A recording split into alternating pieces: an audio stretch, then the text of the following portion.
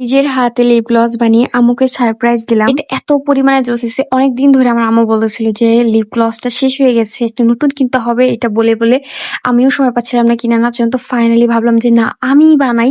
আমি যেহেতু এত কিছু বানাতে পারি, এটা আমার কাছে কোনো ব্যাপারই না। তাই আমার লিপ গ্লসের খালি কোটাটা আমি নিয়ে নিলাম। এখন একটা কাঁচের জারে আমি নিয়ে নিব হচ্ছে টিবব এই ক্রিমটা।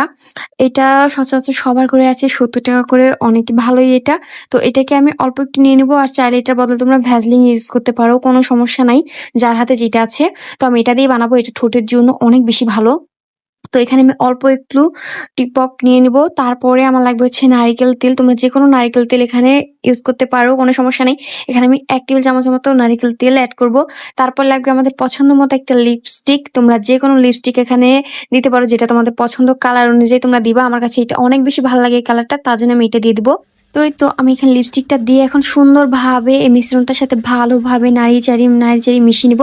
এই যে দেখো আমার ফাইনাল লুকটা, মানে এত বেশি কালার লাগতেছিল। এটা লাইটের কারণে কালারটা ভালোভাবে বোঝা যাচ্ছে না। আমি একদম কালার মানে লাইটটা ছাড়া আমি তোমাদেরকে ভিডিও করে দেখাবো।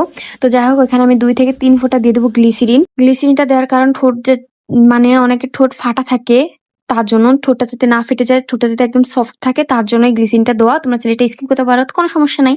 কিন্তু তারপরে আমি এটাকে দিয়ে সুন্দরভাবে নাড়িয়ে চাড়িয়ে এটাকে এখন রেখে দিয়ে এখন আমি গরম পানি করব।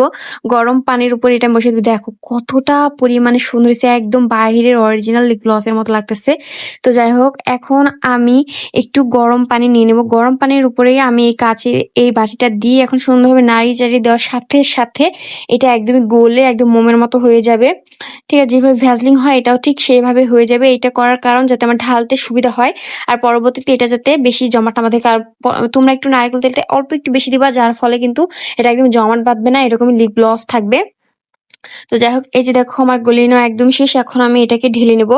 এই তো দেখো, এখন আমি পরিষ্কারে যে আমার ওটাটা ছিল মানে এটা লিপ গ্লসের, সেটার ভিতরে সুন্দরভাবে মিশ্রণটাকে ভালোভাবে ঢেলে নিব।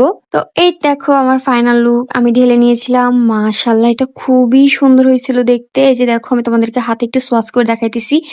একদম অরিজিনাল যে লিপ গ্লস গুলো আমরা ব্যবহার করি সেরকম লাগতেছিল। খুবই ভালো হয়েছে। এইটা আমি বানানোর পর আমার আম্মুকে দেওয়ার পর আমার আম্মু তো অনেক বেশি খুশি হয়েছে ভাই। কারণ অনেক দিন ধরে কিনতে বলতেছিল আমাকে, কিন্তু আমি কিনি নাই, আমি নিজেই বানিয়ে তাকে সারপ্রাইজ দিয়ে দিলাম। খুবই খুবই ভালো একটা লিপ গ্লস হয়েছে, তোমরা অবশ্যই এটা ট্রাই করে দেখতে পারো। আর এই যে দেখো, একদমই লাইট ছাড়া একদম অরিজিনাল কালারটা এত বেশি সুইট হয়েছে দেখতে। মাশাআল্লাহ, যে আমি আমার হাতেও সোয়াচ করে দেখেছিলাম। এই যে দেখো এত সুন্দর লাগতেছিল। অবশ্যই অবশ্যই তোমরা একবার হলেও ট্রাই করে দেখতে পারো।